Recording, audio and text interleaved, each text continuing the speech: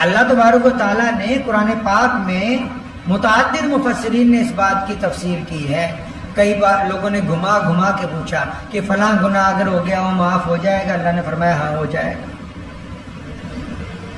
کسی نے پوچھا فلاں گناہ اتنی بار کیا معاف ہو جائے گا؟ اللہ نے فرمایا ہاں ہو جائے گا. کوئی گناہ ایسا نہیں ہے جس کو اللہ تبارک و تعالیٰ نے یہ کہہ دیا کہ یہ معاف ہی نہیں ہونا، یہ معاف ہو ہی نہیں سکتا. اب بندہ معافی مانگنے ہی نہ جائے، کسی کو توفیق ہی نہ ہو معافی مانگنے کی، کوئی چاہتا ہی نہ ہو کہ ہمارا دل بدل جائے. اگر ہم اپنا دل نہیں بدلیں گے تو پھر دنیا میں بھی خسارے میں رہیں گے اور آخرت کے اندر بھی خسارہ ہمارے پلے پڑنے والا ہے. دنیا کی زندگی اتنی لمبی نہیں ہے. توبہ جو لوگ کرتے ہیں نا مسجد میں آ کے، رمضان میں توبہ کرتے ہیں. اب مسجد کری جان یا اللہ توبہ یا اللہ توبہ، سویرے جاندے ہی دودھ 5 لیٹر پانی ملا دیں. اس توبہ کو کوئی فائدہ نہیں. یہاں کہتے رہے توبہ توبہ، صبح جاتے ہی باہر اپنی دکان کھولتے ہی پہلے تو گاہک کے ساتھ ٹھگی مار جائیں، تکڑی میں غلط تول دیں. اس توبہ کو کوئی فائدہ نہیں جو زور زور سے چلا کے کی گئی. نہیں نہیں نہیں، اپنے دل کو بدلنے کی ضرورت ہے. آپ اگر اپنے دل کو بدلیں گے، دنیا کو چھوڑ دیجئے. کئی لوگ یار دوستوں کے چکر میں پڑے کہ تراویح نہیں پڑھتا میں نہیں پڑھوں گا، اس نے یہ نہیں کیا. بھائی صاحب وہ الگ پیدا ہوا تھا، آپ الگ پیدا ہوئے، اور جب تم مر جاؤ گے اس نے اپنی قبر میں جانا ہے، تم نے اپنی میں جانا ہے. سنا ہے کبھی کسی کے مرنے میں کوئی دوسرا مر کے کہتا ہو کہ مجھے بھی اسی قبر میں دفنا دو؟ کوئی ہے ایسا؟ دوسروں کو دیکھ کے آپ اپنے اعمال کو برباد کر رہے ہیں. بہانے ڈھونڈتے ہیں کہ جی میری لات خراب ہے، جی میرے پیر میں درد ہو گیا، جی آج میری قبض ہو گئی، جی آج یہ ہو گیا. جتنے مرضی رمضان کے روزے چھوڑ لو، قبر میں جب دائیں پسلی ٹوٹ کے بائیں پر چڑھے گی سارا راز افشاں ہو جائے گا. تم دیکھتے رہو گے کہ روزہ بچانے آئے گا. روزہ رکھا ہوگا تو بچانے کے لیے آئے گا، نماز پڑھی ہوگی تو بچانے کے لیے آئے گی، قرآن پڑھا ہوگا تو بچانے کے لیے آئے گا. اللہ کے اذن سے کوئی چیز باقی نہیں ہے. جو مرضی بندہ اپنے آپ کو کر لے، چاہے ٹکڑے کر کے ہوا میں بکھیر دیا جائے، لیکن جب اللہ نے پوچھ تاچھ کے لیے بندے کو اکٹھا کرنا ہے تو ایک لفظ سے اللہ کے قم باذن اللہ کے بعد پورا سراپا بندہ اللہ کی عدالت کے اندر کھڑا ہو. اس لیے لوگوں کے چکر میں اپنے اعمال برباد نہ کریں. ٹھیک ہے جی؟ انشاءاللہ لوگوں کے چکر میں اپنے اعمال نہ برباد کریں. میں نے جمعے والے دن بھی کہا تھا کہ یار ایسی اولاد کے لیے ٹھگیاں مار رہے ہو جو تمہارے مرنے کے بعد کہتی ہے اب کنو جلدی دفناؤ. کس کے لیے ہم کر رہے ہیں؟ ساتھ کیا جانا ہے؟ ساتھ نیکی جائے گی. ہم ایسے لوگوں کے لیے دنیا کو دھوکہ دے رہے ہیں جو مرنے کے بعد اگر ٹائم زیادہ ہو، گرمی زیادہ ہو، کہیں گے کوئی نہیں لندن والے پھپھا بعد میں آتے رہیں گے، پہلے دفناؤ، قبر پہ فاتحہ پڑھ لیں گے جا. ابھی یہ تو وہ ہیں جن کے لیے تو لوگوں سے لڑتا رہا، جن کے لیے تو نے 1-1 روپے کے لیے جھگڑا کیا، مار پیٹ کی ہے، جن کے لیے بینک کے اندر پیسے رکھے، جن کو خوش کرنے کے لیے نمازیں چھوڑی، سحریں کروائیں ان کو. یہ تو وہ ہیں جن کے لباس سلنے کے لیے تم نے اپنا لباس کے ٹکڑے کر دیے، جن کا پیٹ بھرنے کے لیے تم نے اپنی روٹی کو چھوٹا کر دیا. یہ وہ ہیں تجھے مرنے کے بعد سب سے پہلے کمرے میں بھی نہیں کہتے بیڑے میں لے آؤ اسے. یہ وہ ہیں جو مرنے کے بعد کہتے ہیں کہ نہیں نہیں اب تو ہمارا اس کا ساتھ یہیں تک تھا. کتنے لوگ ہیں بتاؤ ذرا جو اپنے باپ کی قبر تک، اپنے ماں کی قبر تک جاتے ہو روزانہ؟ کوئی نہیں ملے گا، کوئی نہیں ملے گا آپ کو ایسا. تو اس لیے جن کے چکر میں گناہ کر رہے ہیں اور یہ با وفا نہیں ہے. دنیا کی قسمت میں اگر وفا ہوتی، اللہ نے فرمایا کہ اگر دنیا اللہ کو محبوب ہوتی ذرہ برابر بھی، پھر کسی کے پلے کچھ نہ پڑتا. یہ تو مالک بے پرواہ ہے. اللہ کی صفت ہے, اللہ بے پرواہ ہے, وراء الورا ہے. لوگ کی لٹی جاندے ہو کہنا جنہ مرضی لٹ لو, سسٹم ہی ایسا بنا دیا کہ ساتھ کچھ نہیں لے کے جائے گا, جو مرضی کر لے. تو اس انتظار میں کیوں ہے کہ زندگی کی اتنی بہاریں گزر جائیں گی تو نیکی کریں گے؟ نہیں. اللہ جب پکار رہے ہیں رمضان میں, لیلۃ القدر میں, حج کے موقع پہ, اللہ جب آپ کو بلا رہے ہیں تو اللہ کی طرف جائیں, اللہ سے دوستی کرنے ہیں. دوست بندے کا ایک ہی ہے دنیا میں, وہ صرف اللہ تعالیٰ کی ذات ہے. ایک ہی دوست ہے جس نے سچی دوستی آج تک دنیا سے نبھائی ہے.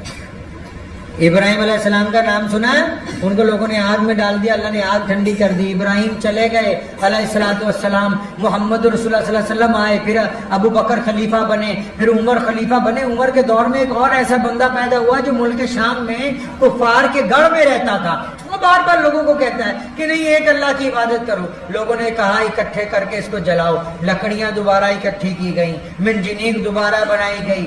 ابراہیم علیہ السلام کے بعد 5,000 سال کے بعد کا قصہ ہوگا. دوبارہ گاؤں والوں نے لکڑیاں اکٹھی کی, دوبارہ آگ دہکائی گئی, اور پھر اس اللہ کے بندے کو اس آگ کے اندر پھینکا گیا, اور پھر آگ ویسے ہی ٹھنڈی ہو گئی جیسے ابراہیم علیہ السلام کے لیے.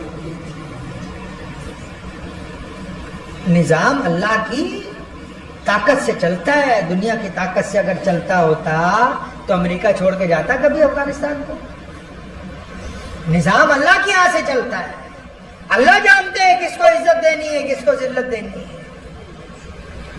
اس لیے بندہ اپنا معاملہ اپنے رب کے ساتھ اچھا کر لے.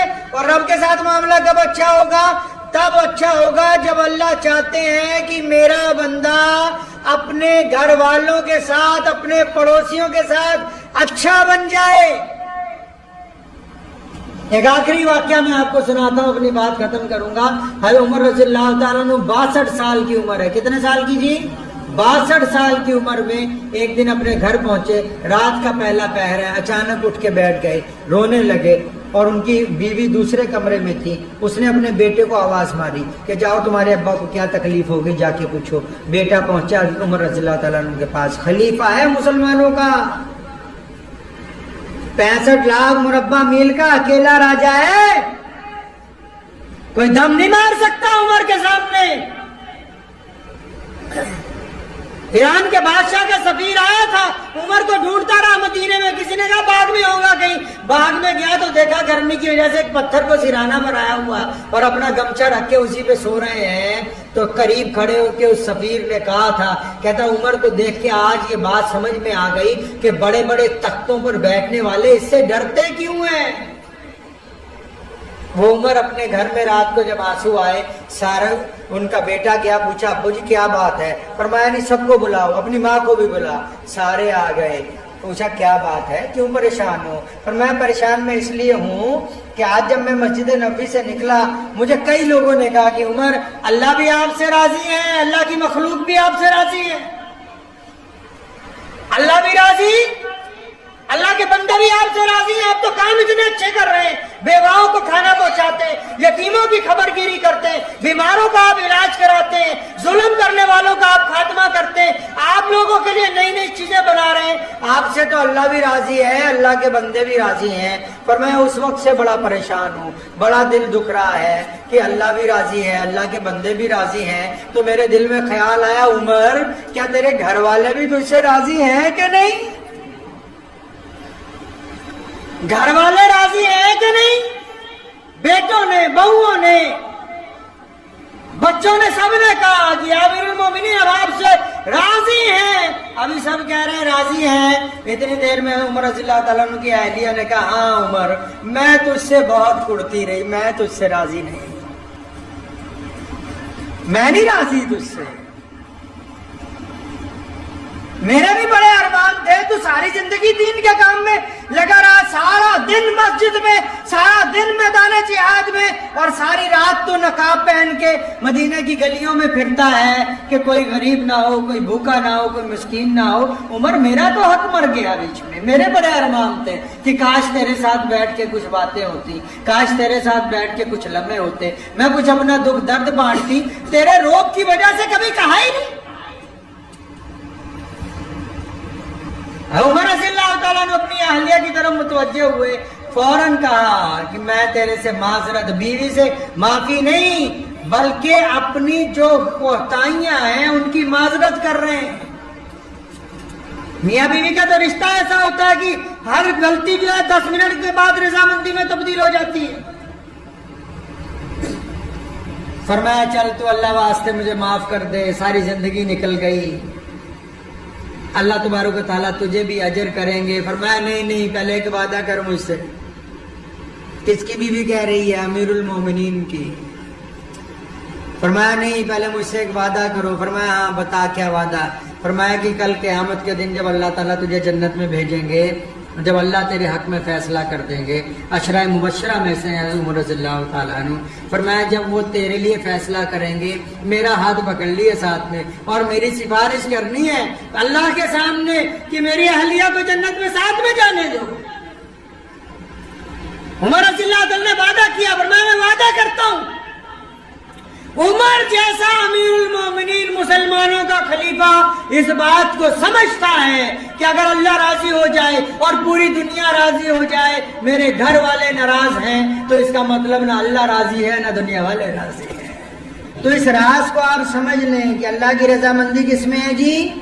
उस नमाज में है जो आपके घर वालों को आपसे राजी कर दे, उस नमाज में है जो आपके पड़ोसी कोई भी, चाहे हिंदू भाई है, सिख भाई है, दलित भाई है, कोई भी है। इस्लाम ने कहा कि अगर पड़ोसी राजी नहीं है तो ईमान नहीं है बंदे के बीच में। तो नमाज ऐसी जिससे घर वाले राजी हों, पड़ोसी राजी हों, अजीज व अकारिब राजी हों, जिसमें अगर किसी से नाराजगी हो तो अल्लाह के लिए हो, मोहब्बत हो तो अल्लाह के लिए हो। कर लेंगे जी इंशाअल्लाह। तो कोशिश ये करनी है कि अल्लाह तबारक व तआला हमसे राजी हो जाए, हमारे अमाल अच्छे बन जाए, कलंदर बन जाओ सारे। कलंदर समझते हो? आप समझते हो कलंदर वो होता है जिसके कपड़े ना हो, 2-4 तस्वीर गले में डाल रखी हो और एक बद्दिया सूटा चफड़िया हुए जोड़ दिखा वो कलंदर नहीं होता। कलंदर वो होता है जो 5 वक्त नमाज रिज़्क़े हलाल के साथ पढ़ता है, लोगों को ताने नहीं देता, घर वालों के साथ मोहब्बत करता है, पड़ोसी के दुख दर्द में शामिल है, वो बंदा कलंदर है। मौला करीम आज की रात इस मस्जिद में बैठ के या अल्लाह जितने लोग और ऑनलाइन साथ में हैं, हम अपने गुनाहों का इकरार करते हैं। ए मौला करीम बिलाशुबा हमसे हक अदा नहीं हुआ, हमसे इबादत का हक अदा नहीं हुआ, हमसे रमज़ान का हक अदा नहीं हुआ। अल्लाह जी हमने तो रमज़ान में कई गुनाह कर दिए, अल्लाह जी हमसे रमज़ान में कोताहियाँ हो गई, अल्लाह जी रमज़ान में हमसे नमाज में गफलत हो गई, अल्लाह जी हमारे भाइयों से हो गई, अजीज़ व अकारिब से हो गई। लेकिन मौला करीम तू माफ़ करने वाला है, तू दरगुजर करने वाला है। अल्लाह जी आपके अलावा कौन है जो माफ कर सकता है? आप तो माँ से ज्यादा बंदों से प्यार करते हैं, आप 70 माओं से ज्यादा अपने बंदों को चाहते हैं।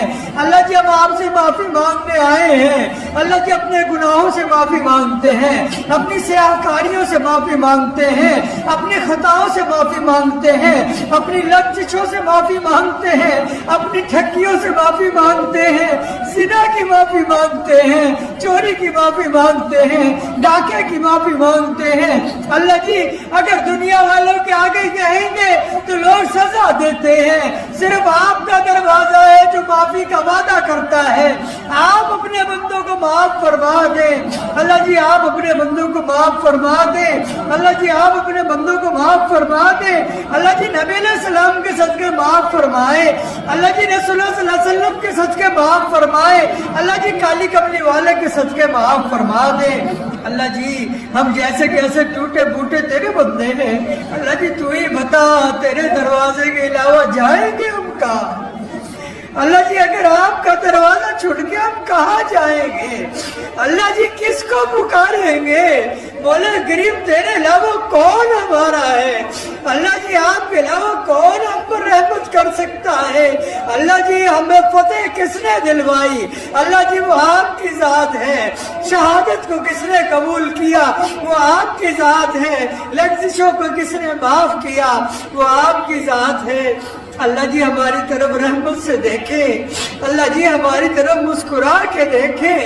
अल्लाह जी बिला शुबा हमसे रात के अंधेरे में गुनाह हुए हैं, लेकिन या अल्लाह हमारी बस हो गई, मौला करीम हमारी बस हो गई है। या अल्लाह इतने गुनाह हो गए कि हम अपने ज़मीर के मुजरिम बन गए। इलाहुल आलमीन, हम अपने ज़मीर के मुजरिम बन गए। अल्लाह जी हमें अपनी तौबा कबूल फरमा ले, हम सब की तौबा को कबूल फरमा ले, हम सब की तौबा को कबूल फरमा ले, हम सब की तौबा को कबूल फरमा ले।